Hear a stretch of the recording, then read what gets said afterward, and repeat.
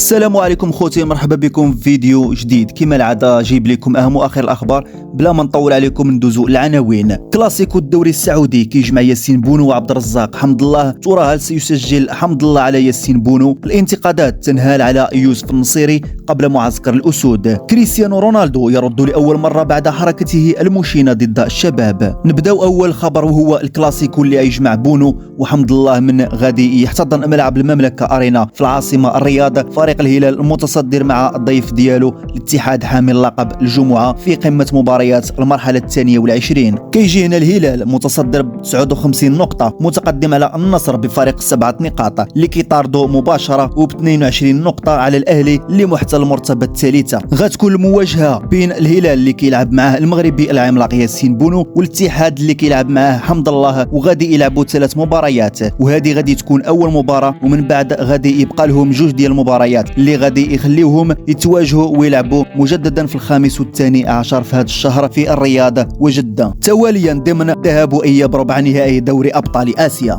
الهلال ما خسر حتى مباراه في هذا الموسم من الدوري، قدر يفوز ب 19 مباراه وتعادل في 2 مباريات، ولعب الفريق الازرق 31 مباراه في مختلف المسابقات هذا الموسم، حقق 28 فوز و3 ديال التعادلات. وصرح مدرب الهلال باللي غادي يغيب البرازيلي نيمار وهو نجم كبير وكيخلي واحد التاثير كبير على الفريق، ولكن واخا هكاك الفريق غادي يكون في احسن ظروف ويقدم اداء جيد. وكيحضر الاتحاد اللي كيلعب معاه المغربي عبد الرزاق حمد الله لخوض هذه المواجهه، وهو ليس في افضل احواله اذ يحتل المركز الخامس برصيد 37 نقطه. وصرح مدرب الاتحاد الارجنتيني مارسيلو غاياردو من بعد ما قلب الفريق تاخره امام الوحده الى فوز بهدفين لواحد في المرحله الماضيه.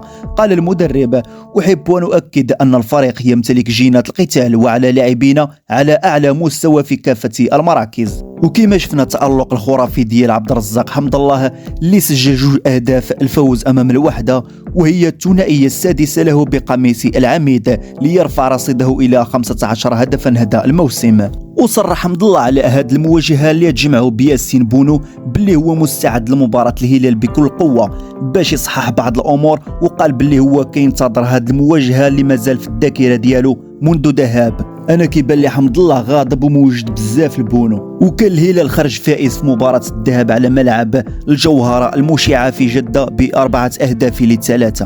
وكما لاحظنا في المباراه السابقه بنزيما كاع ما حالفو الحظ وضيع ركله جزاء اللي خلى الجمهور غاضب عليه لولا تدخل حمد الله لينقذ الموقف. والسؤال هو واش غنشوفوا عبد الرزاق حمد الله يسجل على بونو؟ ما تنساوش خليوا لي الراي ديالكم في التعليقات.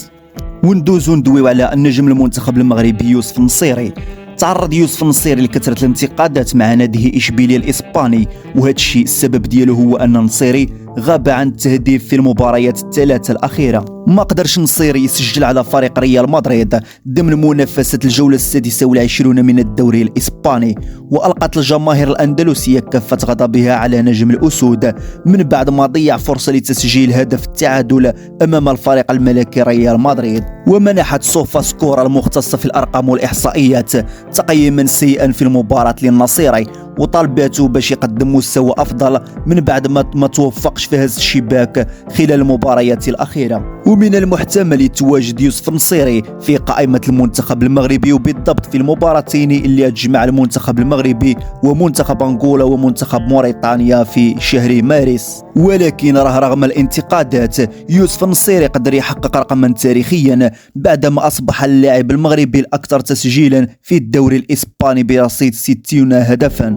ودابا ندوزو نشوفوا اش واقع مع كريستيانو رونالدو من بعد ما كنا شفنا رونالدو احتفل بالفوز فريقه في الدقائق الأخيرة على الشباب في ديربي الرياض في أرض الملعب ب3 أهداف لهدفين. قام رونالدو بواحد الحركة لا أخلاقية مع صافرة النهاية، وقرر نادي الشباب ملاحقته قضائيا لدى الاتحاد السعودي بسبب الفعل ديالو. ونقلت صحيفة الرياضية السعودية مضمون إفادة كريستيانو رونالدو لتبرير ما حدث، وقال النجم البرتغالي: كنحترم كل الأندية والحركة اللي درتها كتعبر على القوة والانتصار ولا أسيء لأحد، وهذا الشيء اعتدنا عليه في أوروبا. بيني وبينكم رونالدو طلع قاري صواريه ومريقل بهذا التصريح اللي قال. وشهدت التدريبات الجماعية لنادي النصر مشاركة النجم البرتغالي اللي من المتوقع يصدر قرار ضده من جانب لجنة الانضباط خلال الساعات المقبلة. والاتحاد السعودي عنده لائحة ديال العقوبات اللي صارمة بزاف، منها توقيف اللاعب لمباراة أو مباراتين،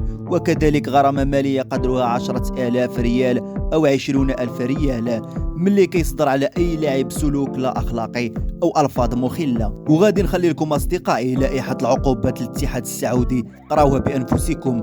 ووصلنا نهاية الحلقة، تهلاو في ريوسكم، نتلاقاو في فيديو آخر.